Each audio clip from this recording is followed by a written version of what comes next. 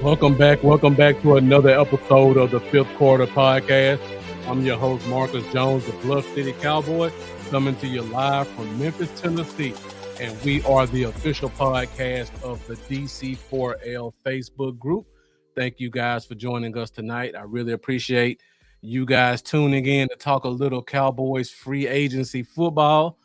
I see the views are starting to go up pretty quickly, so thank you, Jack Meeker, for tuning in tonight. Definitely got to talk a little bit about the mess that's happening. I got my guy Cy Witherspoon joining us, another one of the DC4L admin. So thank you for tuning in for tonight's episode as well. And for all those of you that are watching right now, make sure you get in the comments. Let us know that you're there. This show is fueled by fan engagement. So leave your questions, leave your comments. Let's have a great show tonight. Rafael Govan, one of my classmates, thank you for joining us. Saying it looks like a 7-10 season for us. You know, I'm as optimistic as they come when it comes to Dallas. And I mean, I'm probably getting pretty close to you right there, Rafael. It's not looking good. Ray Dean, thank you for joining. Are we gonna get any free agents? We'll see. So far, nothing's really happened yet, but we are still early in the free agency period. I think we're probably waiting for the third wave. If I had to be optimistic, gonna see what we can fill out in the draft, see what happens with a couple of other teams, and then we'll start doing a little bit of dumpster diving to fill out this roster. So before we get started, I just want to say, if you guys haven't done so already, make sure you go to the DC4L Facebook group. It's a great group, a lot of great content, a lot of great dialogue. There are giveaways, there are prizes, and it's all around a great safe space for Cowboys fans to talk Cowboys football. The admin is very active on the page, so we try our best to keep the BS out, keep it strictly football. We don't let people we don't do politics, we don't let people name call. We keep it a positive Cowboys atmosphere as best as we can based off of what's going on so far in this offseason. So if you guys haven't done so already, make sure you join that group. Also, for all you guys that are watching, I see the views are at 30 people right now, but we only have one like. So I'm asking everybody to please make sure you hit that like button, hit that love button. Your engagement will help us to grow the DC4L Nation. So if you haven't done so already, hit that like button, hit that love button. Let us know that you support everything we're doing. And also go to our YouTube page. DC4L has a YouTube page. Help us get those subscribers up. And while you're on YouTube, make sure you find me at Bluff City Cowboys. Hit that like button, hit that subscribe button, hit that bell so that you can be up to date on any time we go live. Last week I did a rare Friday night show, had a lot of engagement on there. So you guys knew we're gonna go live. So make sure you subscribe and hit that bell. All right, we got off the street, the throwers. Since we have not as many draft picks as we want, Jared to be beyond active for best undrafted free agents. Sorry about that, guys. It looks like the internet's starting to go a little bit slow tonight. So I hope you guys can stick with me as I work through these technical difficulties.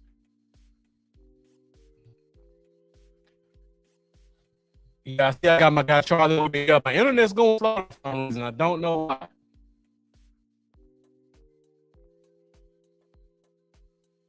The internet's really cutting in right now. So I hope you guys continue to stick with me as this hopefully works itself out.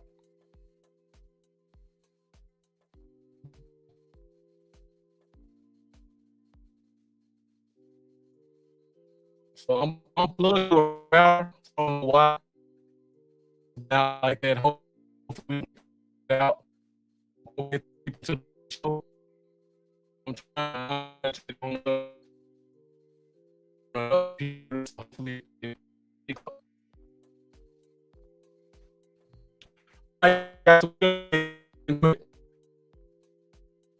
little free agent.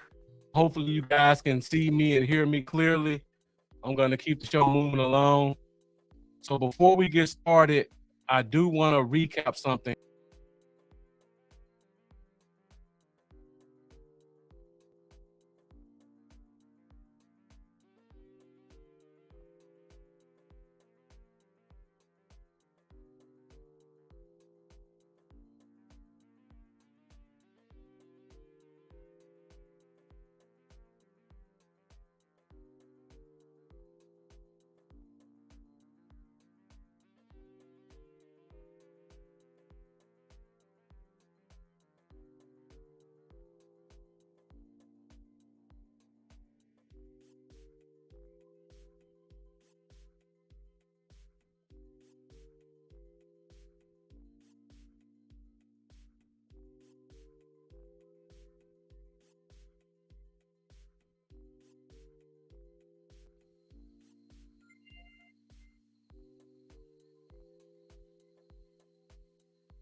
Yeah, I'm having internet issues. It looks like it's picking up a little bit now, so hopefully you guys can see me. All right, I think I'm back now. So sorry about that, guys. Looked like I ran into a little bit of a rough patch with the internet, but it looks like it's back up and it's going strong right now. So let's go ahead and get into the show before I have any other internet problems. So tonight we're gonna focus on the defensive side of the ball with free agency. We talked about offense on Friday night. So thank you guys, everybody who's with me for sticking through with me. I see it starting to go out again, so hopefully we can pick it back up. But we're going to talk about the defensive side of the ball. So before we get started talking about that, let's do a recap of some of the things that free agents look for when they are choosing a team to sign with.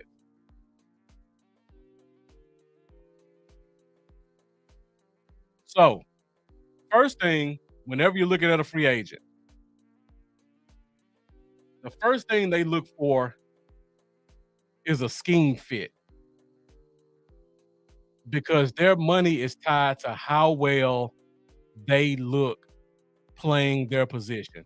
So if they want to make more money, they're going to go to a team that runs a scheme that they're familiar with.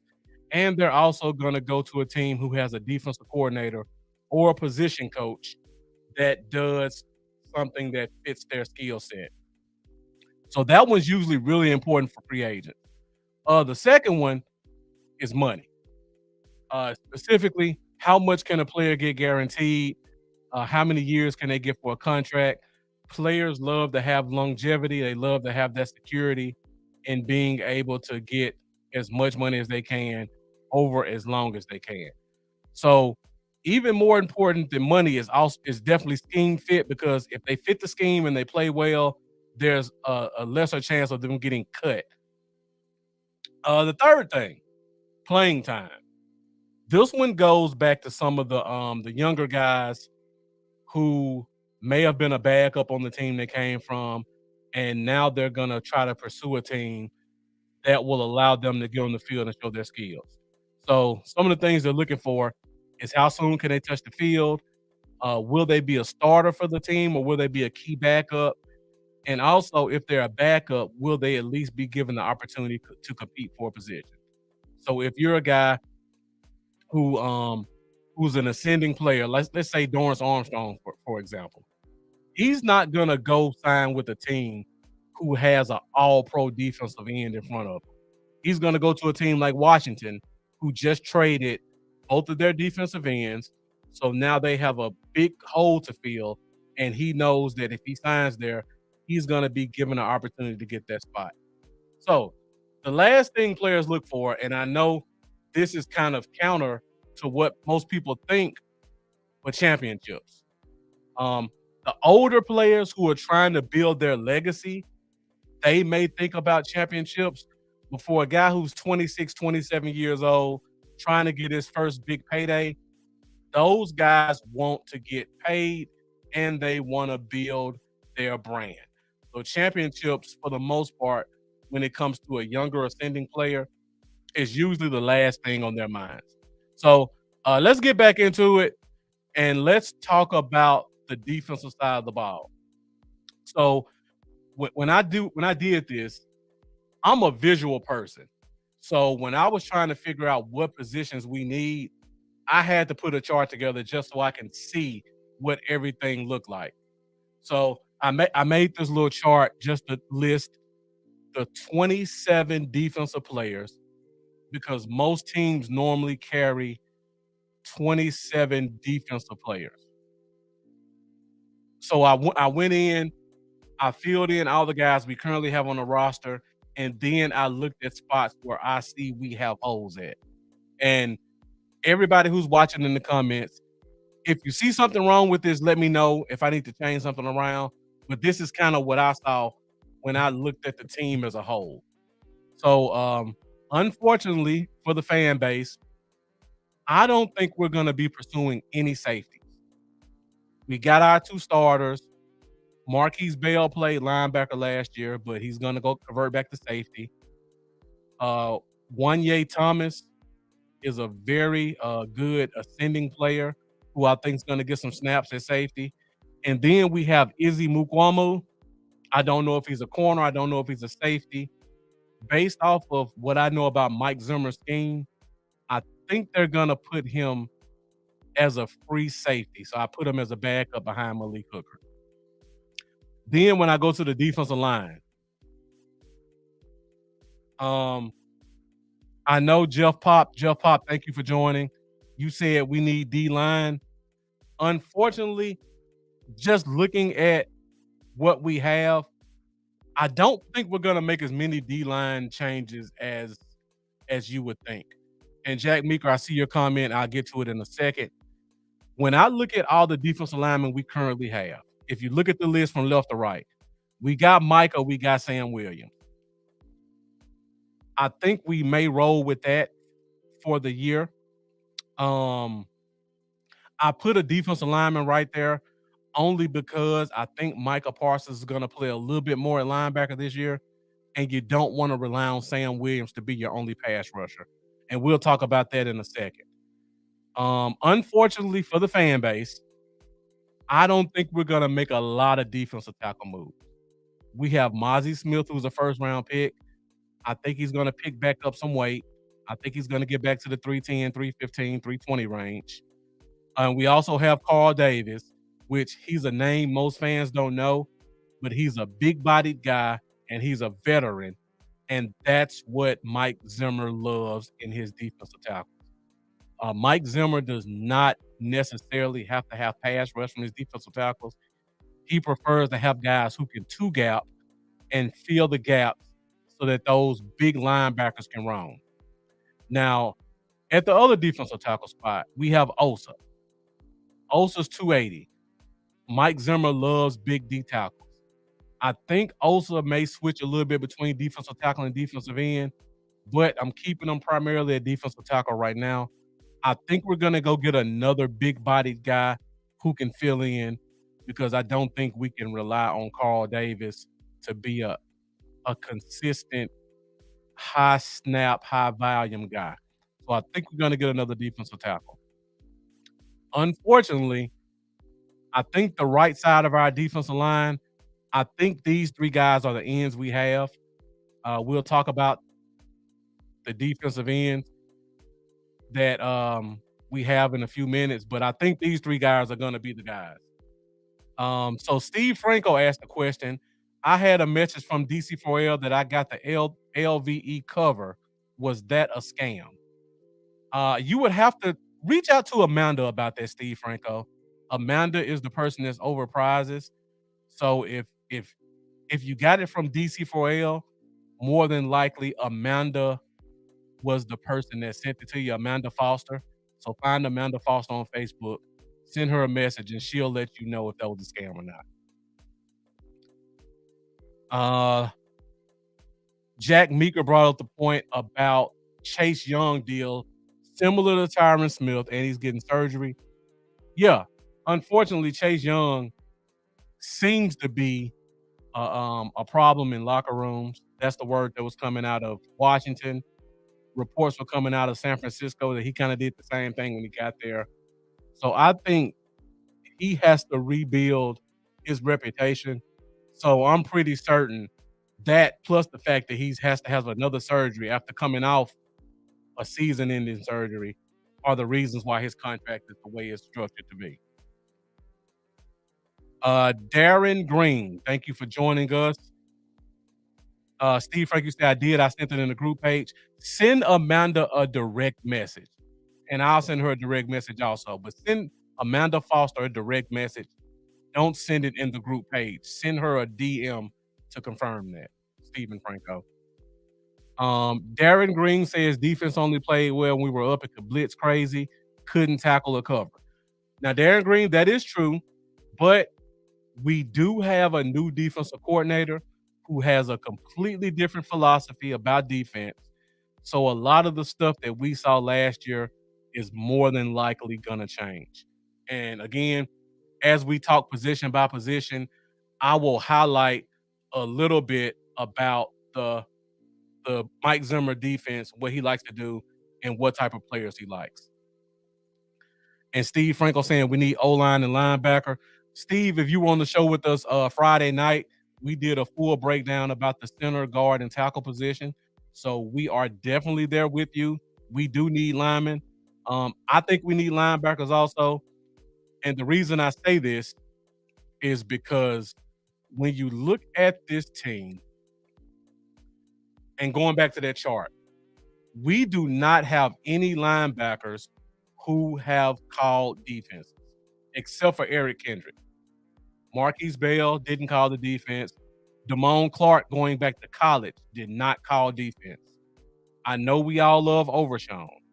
Going back to college, Overshown did not call the defense. They were both pure outside linebackers. And then when Micah goes to linebacker, he's not going to be calling the defense.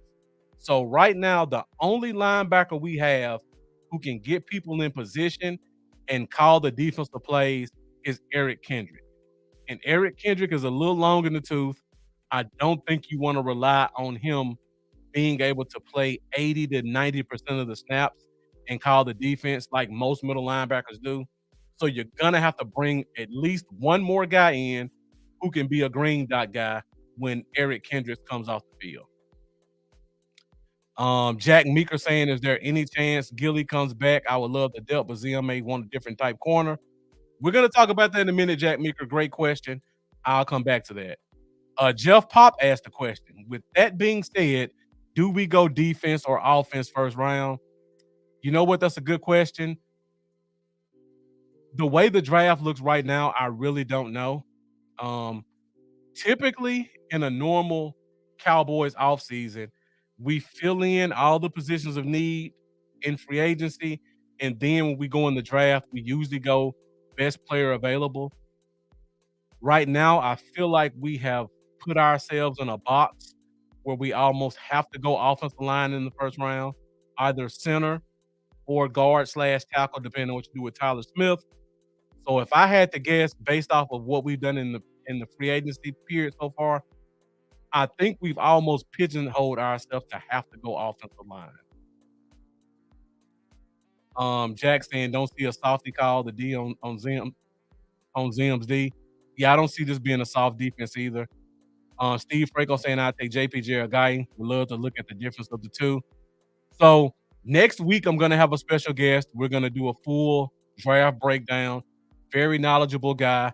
Hopefully you guys will join us next week because he's gonna give us a lot of information about his thoughts on the draft and the players that he thinks we're gonna take. All right, guys, we're at 20 minutes. Let's go ahead and talk about some of these free agents that I think the Cowboys are going to be looking at throughout the rest of free agency.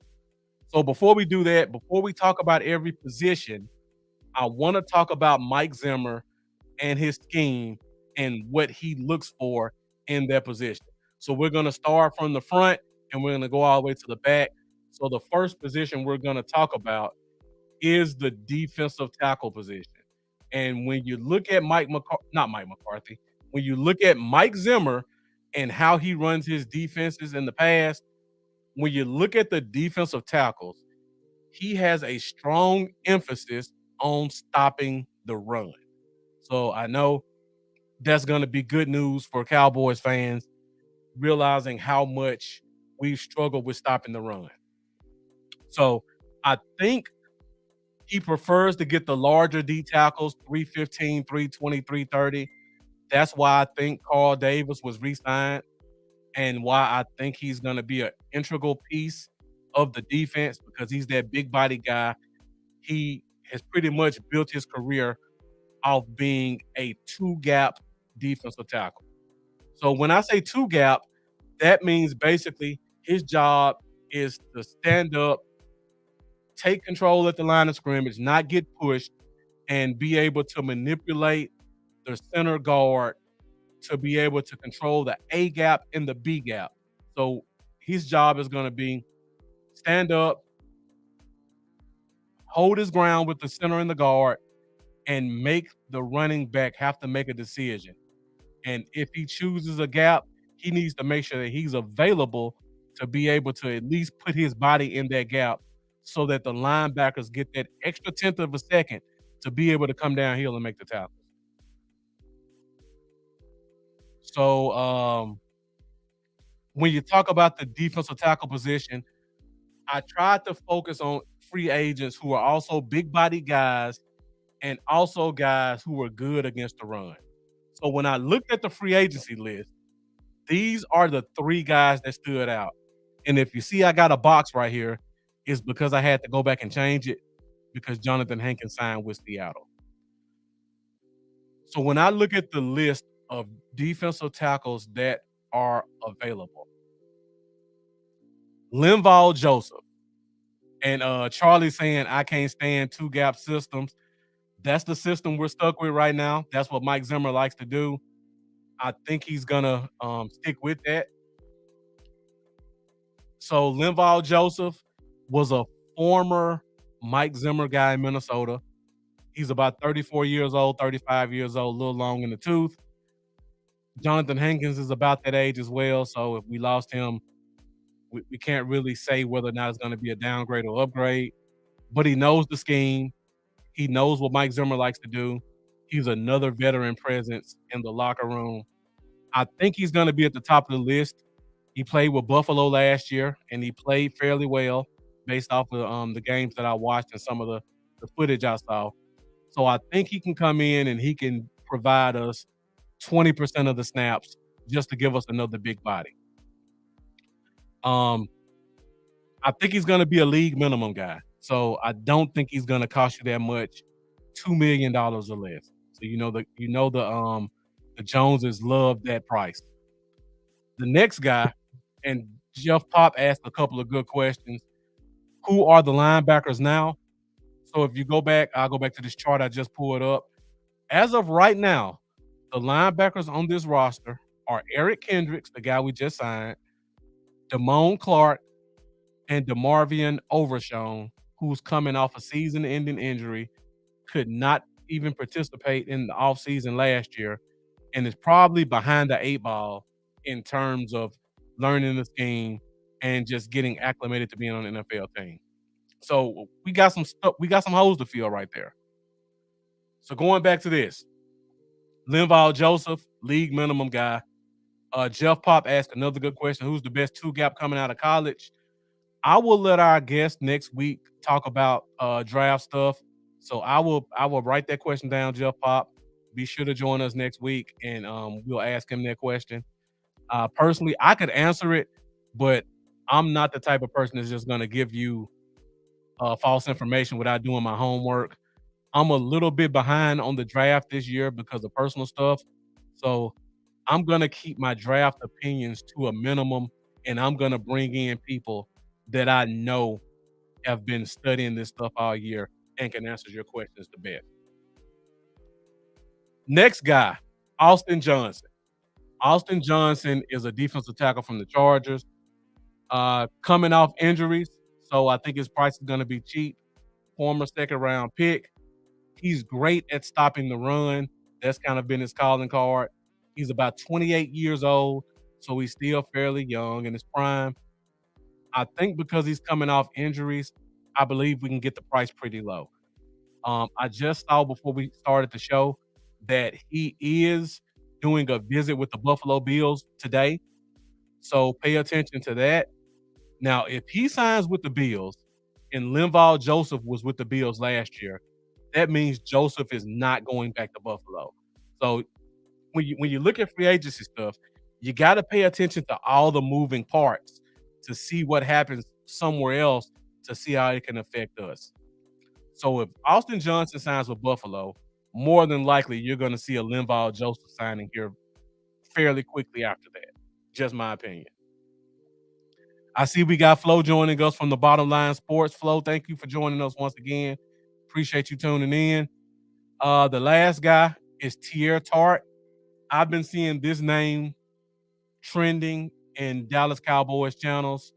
Uh, Jack Meeker just exactly. I would prefer Tart also, but Linval Joseph, that that just feels like a Dallas Cowboys Mike Zimmer fit.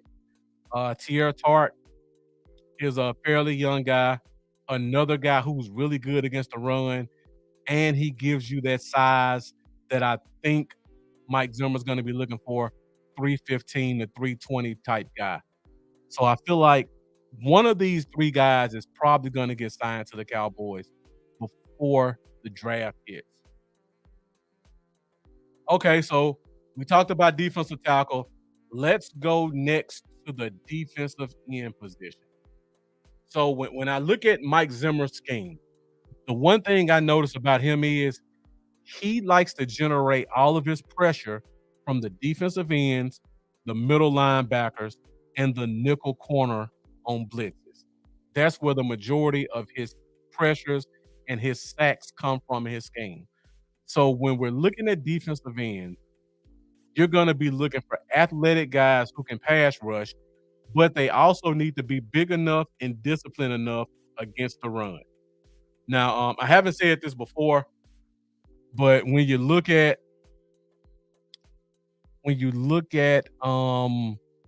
Mike Zimmer's old scheme and you look at a guy like Everson Griffin and Sam Williams are almost the same guy. So I would hope that Mike Zimmer can pull something out of Sam Williams to make him turn into what Everson Griffin eventually became in his defense. So you're gonna look for guys who can bring pressure. I think Sam Williams can do that. I don't know about the other side, but we're gonna stick with what we have. You need disciplined guys. That's a problem Sam Williams has. Um, I would typically think we would stick with what we have, but I think Mike is gonna want to bring in another guy who can come in and be a veteran and fill that role. When I look at the defensive end position, I had three guys here that I really like. And Jeff says, I don't like Sam Williams as starting in. I don't either, Jeff. I don't think he's gonna be the starting in. I'll say that. But I think because the way Mike Zimmer runs his defense, he likes to blitz his linebackers from the middle. I think we're gonna see Micah in the middle blitzing a lot. So when Micah's blitzing from the edge, I think you're gonna see Sam Williams on the outside. Now, personally, I think we're gonna probably see Osa play more outside as well. But I think Sam Williams is gonna be the guy you kind of rely on to be the outside guy. So when I look at two guys, these are the two veteran free agents that stand out to me. To be honest, I think my price may be $2 million off. I think it may be a little bit more expensive, but both of these guys come with questions. So if they keep going into free agency too long, I feel like these price points are going to be fairly accurate. The first guy is Carl Lawson. Carl Lawson is a guy coming out of college. He was seen as being too short. His arms were too short. He was kind of a tweener guy, 270. Is he a defensive tackle? Is he a defensive end? He got drafted by Cincinnati, and he proceeded to be one of their best pass rushers. He turned that into a big contract from the New York Jets. He did basically nothing there. He also dealt with some injuries. So I think because of the fact that he struggled with the Jets and he's coming off injuries, I think his price point is going to be pretty low. So I feel like if you're looking for a veteran guy who's good against the run and great against the pass, if he's healthy, I think Carl Lawson is the guy that you're going to look for. Now, another guy, Yannick Ngakwe, another one of those guys who came into the league, took the league by storm, accumulating a lot of sacks, was kind of a malcontent on the team he came from, ended up getting traded a couple times. His stats started to progressively fall off. Last year he had a bad year, also dealt with an injury. I think he has to come back this year on a prove it deal to try to get that last big payday, similar to what we went through a couple of years ago with the defensive end who came here for 1 year and then got the big contract in Chicago. So these two guys, if we get either one of these two guys, I would be really happy with that. And just like Jeff said, if you get one of these two guys along with Micah Parsons, then you make Sam Williams a rotational guy, and he just has to come in and be a pass rusher, which I would love for him to be. Jack Meeker making a great point. I think Ghostin may have a chance to shine as well, Jack Meeker. Ghostin is a very lean, long guy, about 270. He's one of those tweener guys, not quick enough to be on the edge 100%, not big enough to be inside 100%. But I think with a Mike Zimmer defense, he's going to find his niche and be able to help us out against the run and also generate enough pass rush to give us an extra 2 or 3 sacks to accumulate along with the rest of the defense. Bottom line sports saying I think Dallas Turner can come in and play right away. 100% agree with that. The problem is we talked about this on the show Friday night, and you bring up a great point about Dallas Turner.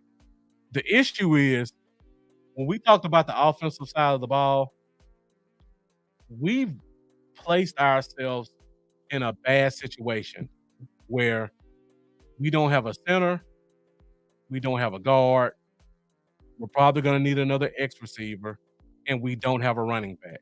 And that's all on the offensive side of the ball. So Dallas Turner is probably, at worst, a second round guy, possibly a first round guy. He may be the best player available on the board, but the needs may just be so glaring, we may have to pass him up. And I honestly feel like if we go with what we have right now, we almost have to go in the first and second round, either center, guard, running back. One of those three, any combination of those two of those three have to be our first round picks. Jeff Pop, same thing with Sweat. And I said this too. I love Sweat. I think Sweat's a good player. I see a lot of fans saying he may go first round. I don't see first round from him. That's one guy I will speak on. I don't see first round from Sweat. But if he's there in the first and you think he's a first round guy, even though he does feel a need at defensive tackle, the holes at center and guard / tackle are just too glaring to pass up a guy that you may absolutely have to have come in and start right away. So there are a lot of good defensive guys in this draft. There are a couple of corners I really like. Kool-Aid McKinstry to name one of them. If we're at 24 and there's a guard who some people have at 40, we may have to reach. I know a lot of people like these two centers, the guy from Duke and the guy from Oregon. If they're there, may not be the best available, but we almost may have to take them. So as much as I love talking defense first round, I feel like we've dug ourselves in a hole where we may have to go on offense once again. All right, let's jump back into it talking about defense. Let's go to the linebacker position. So, when I look at a Mike Zimmer scheme, and I've been talking about this, Mike Zimmer has an emphasis on stopping the run. He likes big linebackers, 230 and up. He prefers lean linebackers. He likes linebackers who are versatile. So your linebackers have to be pass rushers. They also have to be able to cover because he likes running zones where the nickelback may blitz and that linebacker may have to go fill his spot. So you're gonna need big, tall guys who have quick feet and can cover. And because they're big, they're automatically gonna have an emphasis on stopping the run. When I look at free agency, there are a couple of linebackers I really like. And I didn't put this in there, but like I just said, as of right now, Eric Kendrick is the only linebacker we have who has experience calling a defense. So we have to keep that in mind when we're looking at linebackers. So when I look at the linebackers, there are three names that pop up, and I know you guys would not like a couple of these names. The first one is Zach Cunningham, former Philadelphia Eagle, um, very talented guy coming out of Vanderbilt, so you know he's smart. Another guy who's dealing with some injuries, got his spot taken late last year, but I think he'll come here and be a backup. But I think he'll be a great guy to come in, give you that veteran presence, a big linebacker, a smart linebacker. He can come in and help train some of these younger guys and fill in if something happens to Eric Kendrick. Now, my second linebacker, a guy that a lot of the fan base was clamoring for late in the season, Shaq Leonard. Everybody was saying, I wish Shaq Leonard would sign with Dallas over the Eagles. I gave you guys, if you follow this show, I gave you a full breakdown the day he was cut and told you why he would not sign here and why he would sign with the Eagles. Well, now that season's over, we're looking at a new season. At this point, he has to find a spot where he thinks he can get on the field. And last year between the Eagles and the Cowboys, the Eagles have made a couple of free agent signings. I think they've kind of solidified their linebacker position. We're pretty much the only game in town. He's still coming off that injury. In my opinion, he didn't look good, but he's a veteran. He's smart. He can call the defense, and he can come in and give you some quality snap. He's a great pass rusher, or at least he was a great pass rusher before he got injured. So he checks all the boxes for what Mike Zimmer likes. He's a little bit undersized, but he's big enough. He's smart. He can call the defense, and he can pass rush. So Shaq Leonard coming in on a prove it deal, I think that one's going to happen also, but I think they're going to wait him out to see if they can get that price down a little bit lower. Bottom Line Sports saying Overshown should be back and he'll be great at linebacker. I do agree. He has the potential to be great. But from a realistic standpoint, he did not play much in the offseason last year. He didn't get to train with the team. So he didn't get a chance to play. He didn't get a chance to learn the playbook. I think it's a lot for us to ask him to come in and be a major contributor.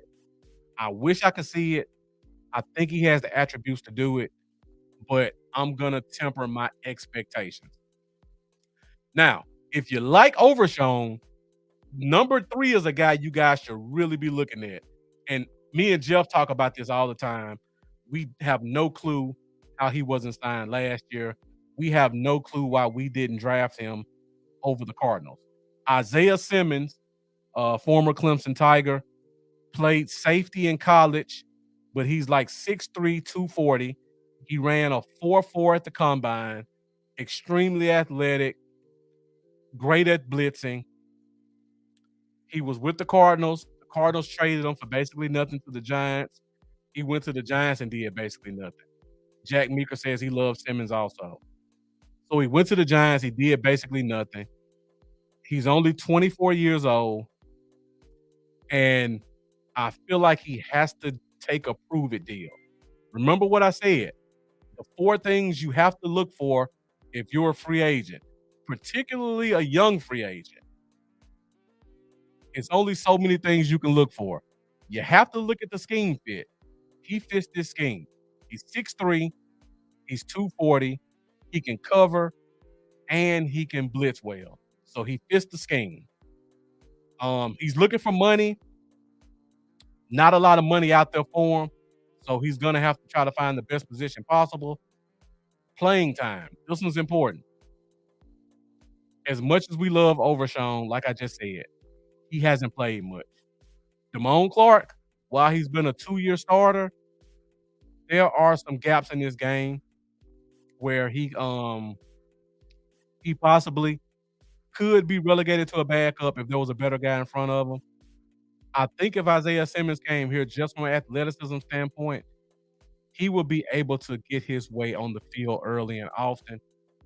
So I think Isaiah Simmons is a guy that I would really be looking at for the Cowboys to possibly pick up.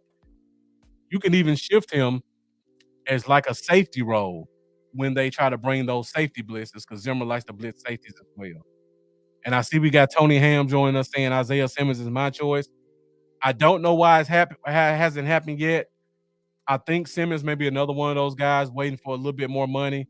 And of course, I think Dallas is kind of playing a waiting game with all these available guys to try to get everybody as close to league minimum as possible. So I'm going to wait this one out. But if I had to rank them, I would probably go from the bottom to the top. Simmons, Leonard, Cunningham. That would be my order. Simmons has not called a defense before. So if you go back to my chart for defensive players, Simmons hasn't called a defense before, so he doesn't really feel a need right there. So I think we would still need a second linebacker. If you got a guy like Simmons, you still need a linebacker who could call the defense. So that would be a spot where you could bring in a Zach Cunningham, or you can wait till the draft and get an extremely smart guy like a Tommy Eichenberg in the third round who could come in and train and learn how to call your defense. I don't know what direction they're going to go, but whatever linebacker we draft or sign, one of them has to be able to call the defense. There's no way we can go through a year without having a linebacker who's smart and can be able to call the defense. Okay, we got two more positions to go. So the next position, you guys have alluded to this earlier in the show, the cornerback position. So when you look at Mike Zimmer's scheme, Mike Zimmer has kind of a multiple scheme. He likes to shift between cover 2, cover 1, cover 3, depending on what his safeties are doing. Sometimes he may bring his safety up to the line and blitz. Sometimes he may have that safety come up and play curl flat like a cover 3. Sometimes that safety may go, or that safety may play man on that tight end. So because of that, the corners have to be able to be smart and also athletic. Mike Zimmer likes to play a lot of man defense, so he likes to play cover 2 man, or he'll play cover 3 man. He does a lot of pattern matching, and when I say pattern matching, that means a guy may be playing like a zone, cover 3 zone, but if the guy that's in his zone goes out of his zone, that corner may have to follow him. That's what pattern matching means. So it's kind of like a hybrid zone corner scheme. Again, Zimmer likes to do that. Zimmer cuts his teeth as a defensive back guy. So he asks a lot out of his corners. So you got to be good at tackling also, because he has an emphasis on stopping the run. Now we have Trayvon Diggs. We know how he does it at tackling. We got to look past that for him, but the free agents have to be able to come in and tackle. And Jack Meek, a great point. He'll play one defense on one side and play a completely different coverage on the other. So on the right side of the field, he may be playing cover 2, where the safety's playing deep and the corners are playing underneath the receivers.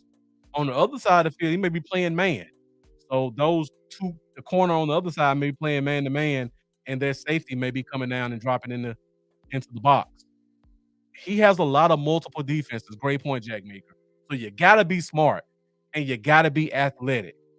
And historically, there are exceptions to every rule, but historically, Mike Zimmer has liked his corners young and he's liked them long and athletic.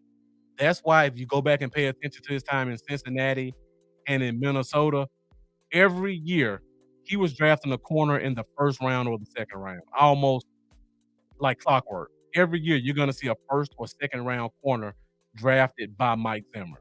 That has me a little bit concerned about his time here, but I don't think that they will allow him to do that here. So um, I still think that offense is going to be the key in terms of draft. So let's talk about a couple of corners are available because there are a lot of them I really like. So we'll start off with the two most obvious ones. The most obvious one is Stephon Gilmore. He was here last year, former Defensive Player of the Year, albeit that was 5 years ago now, so we can't keep using that. But I give him his flowers. He was a former Defensive Player of the Year. 31 years old, be 32 during the season. He played fairly good for us last year. There's an opportunity for him to return. But let's go back to my free agent wish list again. When you talk about free agents, number one, scheme fit. I don't know if Gilmore necessarily fits the scheme that I think Mike Zimmer's going to run. He's a smart corner. I don't think he wants to play man as much as Mike Zimmer is going to do it. If you guys pay attention to the team last year, I know we talk about the Eagles game and how good of a game he had right there against A.J. Brown. But when we started playing more man, Gilmore was playing 5 to 7 yards off. So he was playing a lot of off man. And I feel like that's because a lot of his athleticism has started to leave him. Because you go back and look at that Green Bay game, he got torched. You go back and look at that Seattle game. Early in the game, everybody got torched, including him. Then you go back and look at, I can't think of the third game off the top of my head, but he had a third game that wasn't necessarily good playing man. So scheme fit, I don't know if he's going to be the best fit there. The second one, of course, money. Last year, we got him in a trade where the cap hit was low for us because the team that traded for him took a lot of the money on. If he wants to get the same pay that he got last year, $9 to $10 million, I don't think he's going to get that here. So I feel like money is another reason he may not be here. Third reason, playing time. And this one is important because I want people to realize this. If you look at last year's team, look at what happened to make us sign Stephon Gilmore. Jordan Lewis got hurt last year. He was going to miss pretty much the first half of the season. We didn't know how he would look coming back. So we needed a third corner. Also remember last year, before Deron Bland became the guy, Deron Bland was our starting nickel. So we had Diggs on the outside, we had Bland on the inside, and then we signed Gilmore to play on the outside. That worked out well. Jordan Lewis came back and played well. Trayvon Diggs got hurt. Gilmore never had to touch the bench. But he was traded here. Remember that he was traded here, so he didn't have a lot of say.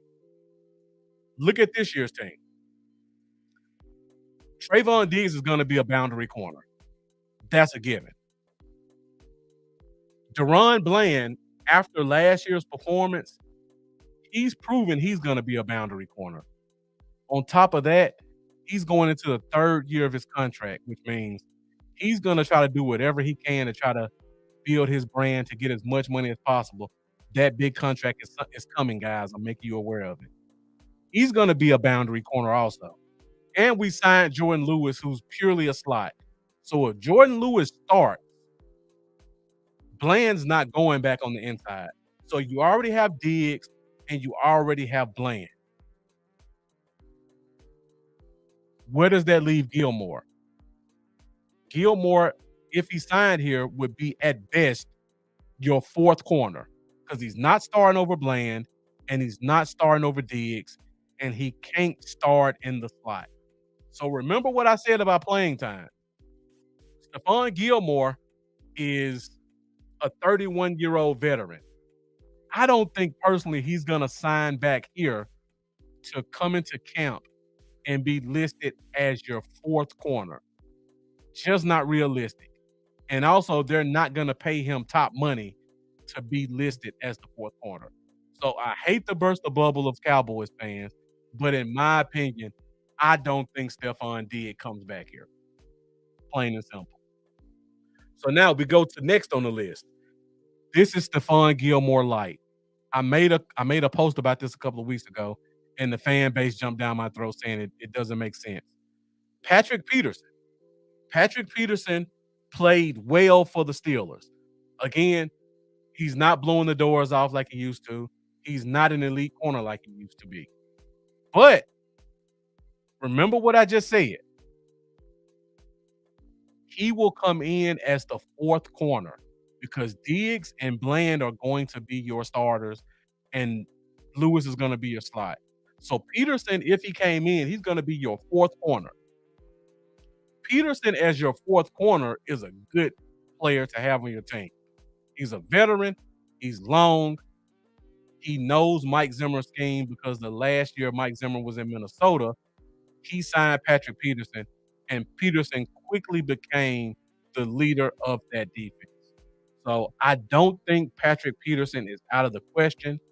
I have the dollar amount at $5 million right now.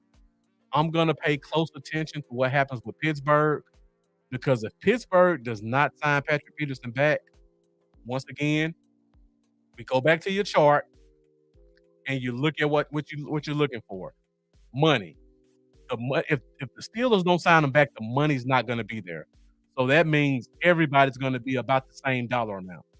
So if money's even, you're going to go to scheme fit. And the scheme he fits in best, if not the Steelers, is the Cowboys under Mike Zimmer. He knows the defensive coordinator. The defensive coordinator is very familiar with him. He's going to come back and finish his career somewhere familiar. So I'm paying close attention to Patrick Peterson as a potential Cowboys signing. So now if we don't go veterans, and Jeff says, can Peterson play special teams? At fourth corner, he may have to play special teams. At fourth corner, Jeff, he won't have to play special teams. The reason for that is because we just signed back C.J. Goodwin.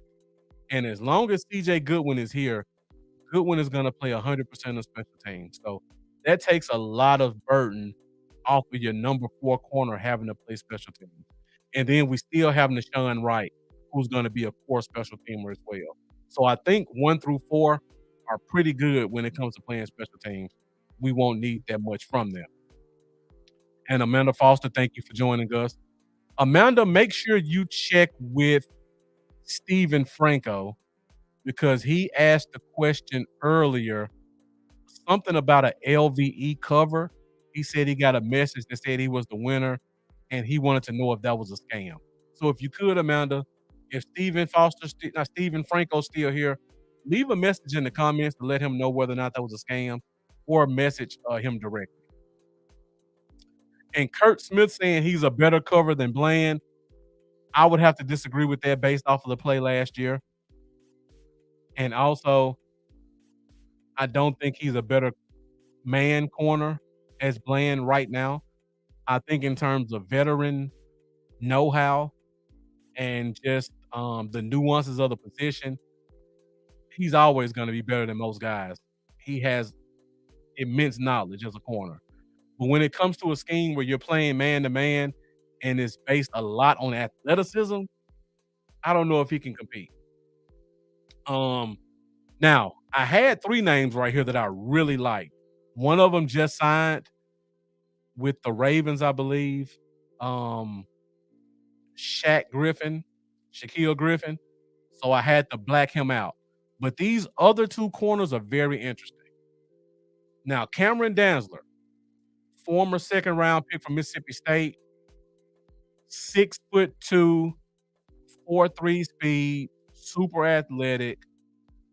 He was drafted by Mike Zimmer in 2021 for the Vikings. After Mike Zimmer left, he completely fell off the cliff, and he's been bouncing around the league for the past 2 years. So the price is not going to be high. He's a tall, super athletic kid. Mike Zimmer can possibly pull something back out of him that he pulled out in 2021. If his options are limited, I can definitely see this guy coming back and signing with Dallas. And remember what I said. Mike Zimmer likes young, athletic corners who are high draft picks. So if he can't draft them, he's going to go back and get former first and second rounder. So Danzler's high on my list because of that. And then at the bottom of the list, C.J. Henderson, former first round pick for the Jacksonville Jaguars, came out of Florida, super athletic guy. For one reason or another, it simply did not work out in Jacksonville. His rookie contract is up. They didn't sign him to a fifth-year option. So now he's pretty much on the street.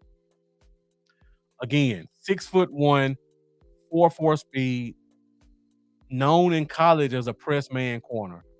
I think he would be a perfect fit here. And again, remember what I just said, guys. Anybody we sign is going to be our fourth corner at best. So if we were relying on these guys to come in and be a number one, I would probably take the quality of names a little bit higher. But as our fourth corner, who's going to come on the field sporadically, I think the last three names I gave you are all really good. If I were to rank these guys, I would probably go Danzler first. I would go Henderson second, and then I would go Patrick Peterson third. Again, because of playing time and money and scheme fit, I personally don't think Stephon Gilmore's going to return. All right, and Amanda, just like you said, Goodwin is a special team stud. If he's healthy, he's going to be your leader. So that's going to take a lot of pressure off your cornerback. And also, guys, don't forget, last year we drafted a corner that I don't know if you guys remember, named Eric Scott out of Southern Miss. So let me just refresh you guys' memories of the athleticism Eric Scott has. Eric Scott is 6'1". Eric Scott runs borderline 4.3, 4.4, and he has almost a 7-foot wingspan at 6'1". When you draw up a corner in a lab, Eric Scott is the type of guy you're going to draw up. So I think we're going to see him get more opportunities this year. And just like Jack Meeker said, we did move up in the draft to get him. He's had a year of NFL experience kind of learning. So I feel like that athleticism plus the fact that he's got some experience. We didn't see him much on the field last year. I feel like this year he's going to get some opportunities just because of the raw talent and the fact that we're going to start going to more of a man scheme. And this kid was great in man, albeit at a small school like Southern Miss. So because of that, I keep saying the guy we sign is going to be our fourth corner. There's a strong chance whatever corner we sign could be our fifth corner, because Eric Scott could step up and be our fourth corner just because of athleticism and potential. So just something to remember when you look at those cornerbacks. I don't think there's going to be a big signing at corner, but I think it's going to be a guy that could possibly come in and be a major contributor if needed. And remember, again, Mike Zimmer is a cornerback guru. He loves his cornerbacks. So anybody he brings in, he's going to be very hands-on in trying to get them schemed up and ready to play. All right, we just hit the 1 hour mark, and the views have been pretty much consistent, even with the slight technical difficulties we had at the front of the show. So thank you guys for sticking with me this whole time. Great dialogue as always. Appreciate your support. We got one more position, and then we'll get out of here. And Jeff makes a great point. He says Izzy could easily be our fourth corner. You know, I agree also, Jeff, but when I look at the way the team is schemed right now, and I gotta go back to this chart, 'cause like I said, I'm a visual person, so I have to see it.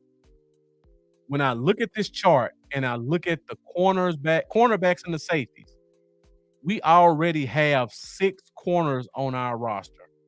If we add Mukwamu to the corner spot, that would be 7. I don't think we're gonna go to 7 corners. Personally, I think we're gonna bring in a veteran, and then possibly Nashawn Wright gets cut. Um, and when I look at Mike Zimmer's scheme, Mike Zimmer, while Mukwamu was big, I think he may be a little bit too big for what Mike Zimmer likes at corner. But he's the perfect size for safety. Because if you go back and look at Mike Zimmer with Minnesota, you look at Harrison Smith, you look at Anthony. Of course, I went blank on the name, but Anthony, I can't think of his last. Anthony Harris. Anthony Harris was a tall safety, and then you go back and you look at J-Ron Curse, another Mike Zimmer safety, another tall safety. So Mukwamu fits the scheme look for a safety in Mike Zimmer's scheme. Same thing for Marquise Bell, same thing for Wanye Thomas. He likes those tall 6'3", 6'4" safeties who are able to go and cover space and be able to come down and blitz if needed. So as much as I like Mukwamu as a corner, I'm just trying to fit people in spots. I think he will make a better free safety, Harrison Smith type guy than he would a corner. Because again, I think our top 4 corners are good where we are. But if we do sign a safety, I could see Mukwamu filling that corner spot instead of us signing a corner. So great point, Jeff. And like I just said, yeah, J-Ron Curse was drafted by Mike Zimmer in Minnesota, so he's very familiar with him as well. With that being said, let's talk about the safety position, last position of the night. And I just talked about it. When you look at Mike Zimmer's scheme, he likes his safety smart and he likes them rangy. And when I say rangy, he normally likes them to be taller safeties so that they can cover more space and be able to not allow balls to go over their head. Talked about this with the cornerback position. Mike Zimmer will switch between cover 3, cover 1, and cover 2 on any given snap. Like Jack Meeker brought up earlier, he may run cover 3 on the left side of the field. He may run cover 2 on the right side of the field. So your safeties have to be smart and they have to be able to cover space. Mike Zimmer loves to be in a point where he'll have one safety run down to the line of scrimmage, and then when the ball snaps, that safety may blitz, that safety may jump into curl flat, or that safety may completely bail and run 30 yards downfield and play a cover 2. So when you do that, you need guys who are big and can cover space quickly. And they also have to be good tacklers and blitzers because, again, Mike Zimmer has a very strong emphasis on stopping the run, and he loves blitzing nickel backs and safeties to generate pressure. So when we look at this list, and Jeff brought up the name J-Ron Curse, he's second on my list. So I'm going to give you 4 names I really like. The first name is Micah Hyde. Micah Hyde is a veteran safety. He's been around the league forever. Former Buffalo Bill. If you go back and look at Buffalo, he was the leader of that defense. Now, he did get hurt a lot, and that's going to make his value drop. But when he was on the field, he was an impactful player. I feel like he's going to be kind of like that Anthony Harris type guy where he's rangy, he's smart, he's going to come in and do his job. And he also can play between free safety and strong safety, which is another element of a Mike Zimmer scheme. Both your safeties have to be able to play dual roles. I have concerns about that when it comes to Donovan Wilson because I don't think he can cover deep.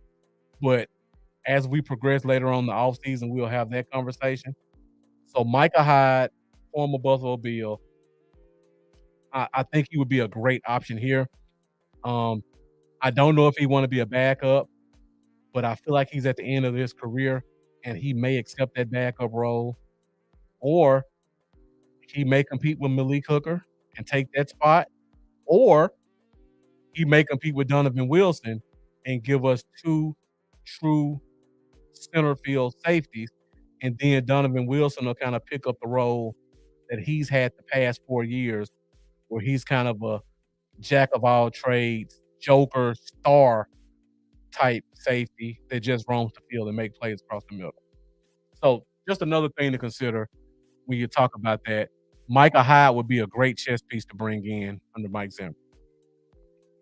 The second one, J-Ron Curse. Now, we've seen J-Ron Curse's play fall off the past year or two, but he fits the Mike Zimmer profile. He's 6'4". He was drafted by Mike Zimmer. He's very, very familiar with that scheme because he played between nickelback, free safety, strong safety, and a little bit of linebacker in that scheme. So he knows that scheme backwards and forwards.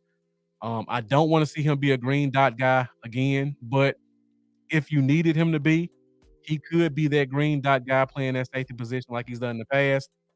Um, he doesn't have a lot of places that he fits. The only schemes he fits in are the Mike Zimmer scheme that he was drafted in, or the Dan Quinn scheme that uses a safety like a linebacker. And I think Dan Quinn has signed a safety. So unless he wants to go there and compete, I think his value has completely dropped. He does not have a lot of options. So I think it's pretty much between us and Washington. I wouldn't be shocked to see him come back. I know some fans won't want to hear that, but I wouldn't be surprised to see J-Ron Curse come back to this team and then see a guy like Izzy drop to our number 4, number 5 corner. We would go extremely young at the cornerback position, but it'd be a lot of tall athletes. So pay attention to J-Ron Curse. Another guy that I really like is John Johnson. This is a former LA Ram, another guy who can switch between free safety and strong safety. He's a big hitter. He's super smart. He's another one of those guys who played well, signed a big contract, disappointed, and then got cut. So he may be looking for an opportunity to build his name back up. He's been paid a lot of money.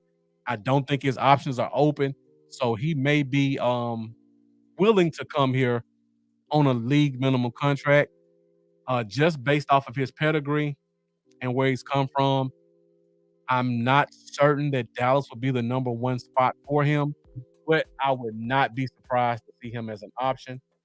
And then the last safety on my list is a guy named Nick Scott. Now, Nick Scott is an interesting guy. I don't know if you guys follow the draft, but Nick Scott played for Penn State out of college.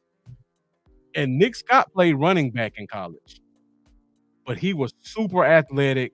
He was a 4'3" guy. He's like 6'1". He's like 215. And the athleticism just jumps off the charts. The problem was he was stiff, and he was too stiff to play running back. But North and South, he's a very good player. So somebody had the bright idea of converting Nick Scott to safety, and he's basically been learning safety on the fly for the past 3 years. He was another guy along with John Johnson, drafted by the Rams. Didn't really pick up well there. He ended up going to Cincinnati, and he had a decent season. But again, just a super athletic guy. If you need a guy to just come in, he could be that safety that can come in and be your core special teamer, along with CJ Goodwin and possibly Nashawn Wright, or you may cut Wright, bring in Nick Scott, move Mukwuonwu to corner safety, and just have Nick Scott being a core special teams guy, which would not bother me at all. For that opinion and for that reason, because I think he may be a core special teamer, I think you can get him as a league minimum guy. So another very interesting name to pay attention to when it comes to free agency. We're at an hour and 11 minutes. So I'll pretty much give you my list. We'll go through it again really quick before we get out of here. At defensive tackle, I think Linval Joseph is going to be the guy. If Austin Johnson signs with Buffalo, I really think Linval Joseph is going to sign here. If Johnson doesn't sign here, I'm looking for us to be a potential landing spot for him. And then Tier Tart, if he wants to come here, I think we're going to need 2 defensive tackles. I could also see him coming here as well. So Joseph is a definite. Tart or Johnson are a possible. Then you go to the defensive end position. I really like Carl Lawson. I think he would be a perfect fit in Dallas. The question is the money right? I think the fit is there. I think the potential for playing time is there. The question is, will he come here for the money? So I think we're going to play a waiting game with him to see if that price comes down. Ngakoue is the same way. He's a little bit undisciplined, so I don't know if he will fit in a Zimmer scheme. But the guy can pass rush his ass off, and that's what Mike Zimmer loves. And Zimmer's extremely hands-on, so I could see him possibly coming here. Again, it falls down to money. All right, we go to the linebacker position. Isaiah Simmons. If I'm looking at a Mike Zimmer linebacker, think of Anthony Barr. Think of Michael Kendricks. Isaiah Simmons fits that role. 6'3", 240, super athletic, can cover, can pass rush. I would sign Isaiah Simmons tomorrow if I were Dallas. Shaq Leonard, I think he's falling off of a cliff looking at how he played with Philly last year. He could, in the offseason, recover enough to come back and have a little bit more gas in the tank. But again, before he got hurt, he was a great pass rusher. He's a smart guy. He can call your defense. I think the price is going to be dirt cheap. I can see Shaq Leonard signing here, either here or Chicago. If Chicago gives him a little bit more money, they have a ton of it. Zach Cunningham, I don't think he has a lot of options. I think Dallas would be a great fit. Another big, smart linebacker. Jack Meeker saying Steven won't spend more than $5 million, so he gotta want less. Definitely agree on that. Doing this list, I had to cut out a lot of guys that I like because I know my dollar amount is gonna be right at or slightly above league minimum for those positions. Cornerback position. As much as I would love to see Gilmore come back, I don't think the money's there. I don't think the scheme fit is there. I don't think the ability to play is there. So for those 3 reasons, I don't see Gilmore as an option in Dallas. Actually, I could see Gilmore being a better option for Pittsburgh and them not signing back Patrick Peterson. So if I had to rank this, CJ Henderson, former first-round pick, 6'2", 4.3 speed. He can come in. Maybe Mike Zimmer can squeeze some of that first-round talent out of him. Cameron Dantzler, former second-round pick, 6'2", 4.3 speed. Former Mike Zimmer draft pick. Mike Zimmer knows him well. Maybe he can bring that out of him. Patrick Peterson played for Mike Zimmer at the very end of his career. Gonna want to play one more year because he doesn't want to hang it up. When you get to that age, you're either looking for championships or you're looking for familiarity. So if you're looking for championships, Kansas City's pretty full at corner. So if you're looking for scheme fit, Mike Zimmer might be the only one left. I have him at $5 million. If Pittsburgh does not sign him, I expect that price to drop even more. And if it drops more, I think he definitely signs in Dallas. And then last but not least, recap the safety position. Micah Hyde, older guy coming off injuries. Ron Curse, not a lot of options. Former Mike Zimmer guy. He may come home just to get a familiar scheme. John Johnson, I think he could be league minimum, but there's a chance he couldn't be because of the talent that's there.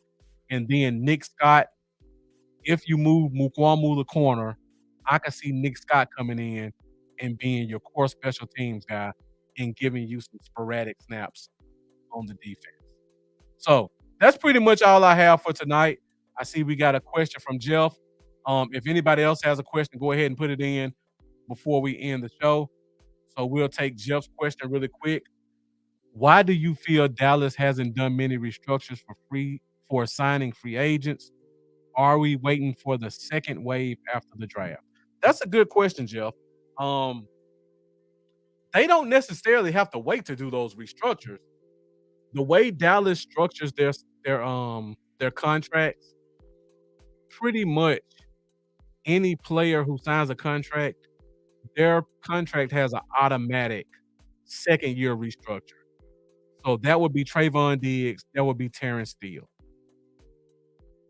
Based off of history in Dallas, they can do those restructures anytime they want, and that would clear up about $6 million for Steele and $8 to $9 million for Diggs. So you're talking about $14 to $15 million they can clear up with the stroke of the pen twice. They don't have to wait. Honestly, I don't know why they haven't done the restructures. The money's there. To me, it would have made more sense to do one of those than restructure Dak's deal to only open up $4 or $5 million. So I really don't know why they did not restructure. But again, that's 2 seconds. They can do that. So if there's a guy they really wanted to sign, they could do that restructure quickly and they can get him signed. So I'm not concerned about that. I just don't know why they haven't done them. Don't know what's going on behind the scenes. The more we go into the off season, I really feel like this is going to be a rebuild year. So I think we're going to deal with what we have. We're going to try to fill spots in the draft and undrafted free agency. In the third wave, if there are any guys who are just completely desperate for a home or guys who've been cut from teams that somebody drafted in their position and the team's just clearing house, there may be one or two guys available in that route. But as of right now, I don't know what they're doing. And remember this, because I know a lot of fans don't really think about this. No players are getting paid in the offseason. So there's really no rush for anybody to sign because the players get their money in the regular season. So for a guy like a CD Lamb who hasn't signed his deal, there's no rush for him to sign a deal because he's not getting paid anyway. He can hold out and try to get as much money as possible, which is what I think he's doing. And I appreciate that, Cy Witherspoon. I always appreciate you supporting. Jack Meeker saying they have over 7 million right now. And again, that number could jump to 20 with a restructure of Diggs and a restructure of Steele, which are pretty much automatic. They could even go to Brandon Cook if they wanted to and clear another $3 or $4 million. So they have ways to clear money. Jeff, I agree. I feel like this is just an overall lame duck year. Mike McCarthy is in the last year of his deal. Dak is in the last year of his deal. And then the Cowboys made a very interesting move a couple of days ago. They named Al Harris as the assistant head coach. So I want you guys to think about this. The team has a defensive coordinator who is a former NFL head coach as recent as 3 years ago. They chose to name a guy who's never been a coordinator He's never been the head position coach because remember, his entire time here, he was the assistant cornerback coach. They named a guy who has not been a position coach, who has not been a coordinator. They named him the assistant head coach. What does that tell you about the power that the defensive coordinator had? It tells me he doesn't have a lot of power in the front office. So, in my opinion, and I said this before we signed him, he's a lame duck coach also. For you guys who followed the show, you remember I said I don't really care about who the defensive coordinator is because they're going to be on the last year of their deal and they're probably not going to resign. I just wanted a guy who comes in who will potentially try to bring in guys who can help us for the future in terms of linebackers and defensive tackle. Now, I'm hoping Mike Zimmer can still do that, but the way free agency is going right now and the lack of signings, I don't even know he can do that. So now just looking at what we're doing so far, I think it's a plot of failure for everybody. Like, I think the team is basically gonna we got a bunch of young guys. We're gonna see what we got in them, and then we're gonna start fresh next year. And whoever we decide to bring in, we're gonna just let them have a bare cupboard, and then they build however they want to.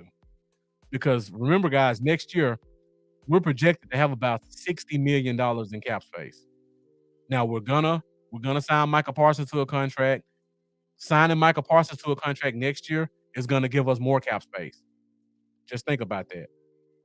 If we sign Lamb to a contract this year, next year it'll be year 2. So remember, I just said most of these players have restructures built into their contracts. So if they were to sign Lamb this year, next year they can restructure his contract. That opens up even more money. And then you figure out what you're gonna do with Dak. Personally, I don't think they're gonna sign him to an extension, but I could be surprised. So even though we're gonna have about $40 million in dead money from Dak, we're still gonna have about $50 to $60 million in cap space because we will not have that big contract on the roster, and we won't have a lot of large contracts. Because if you look at this team, and I put it up there before, we only have 9 large contracts on our roster. And of those 9 contracts, the top 3 contracts are gonna roll off of the books next year, possibly in Dak, Zach Martin, and CD Lamb once he does his extension. So there's gonna be a lot of money available next year for a potential new head coach. I think again, they're gonna go with a bare cupboard. We're gonna see what we got from these young guys. Personally, and I know a lot of people don't agree with me on this. I hope it's not the case, but over the past 4 years, we drafted a left tackle in the 4th or 5th round. I'm terrified to say this, but I feel like we're gonna let those 3 guys compete to see who can be the starting left tackle. I know people are saying move Tyler Smith to left tackle and bring in a guard. I just have a feeling you're gonna see Matt Waletzko or Sim Richards or Josh Ball as your starting left tackle next year. And if that happens, we can talk about it when we cross that bridge. But just don't forget I said that. We got a lot of young guys on this team, and at some point we have to see what they can do. And I feel like this is the year we're gonna see that. All right, guys. So that's pretty much all I have for tonight's show. Thank you guys once again. The views are still pretty constant. So thank you guys for that. Appreciate you guys and all your support. Thank you everybody who commented. Great questions, great comments. We got a special guest coming next week. I don't have it 100% confirmed, but I'm almost certain we're going to have Dominique White from Pick Six Sports. If you guys follow him on social media, if you guys in the DC4L group, you can see that we share a lot of his comments because the guy's extremely knowledgeable when it comes to sports in general and particularly college football and drafting. So hopefully I'm going to have him on the show next week. We're going to talk about team needs. We're also going to talk about a couple of positions that I think we can fill in the draft. And then you guys can just fire questions at him You guys are extremely knowledgeable, and I know you guys are gonna really bring it next week. So I will have that confirmed by tomorrow, but I'm expected to have Dom White on the show next week. If not next week, it'll definitely be the week after. So make sure you guys come back and join us for that. And as always, you can find us every Wednesday night at 8:30 Central Standard Time for the Fifth Quarter Podcast. You can find us on Facebook, on the Bluff City Cowboys page or the DC4L page. You can find us on Twitter. You can also find us on YouTube simulcasting on the Fifth Quarter Podcast page as well as the Bluff City Cowboys page. Once again, if you guys haven't done so already, make sure when you leave here, you go to YouTube, you type in Bluff City Cowboys, you hit that subscribe button, and you hit that bell to help me on my way towards 1,000 subscribers. So once again, thank you guys for joining.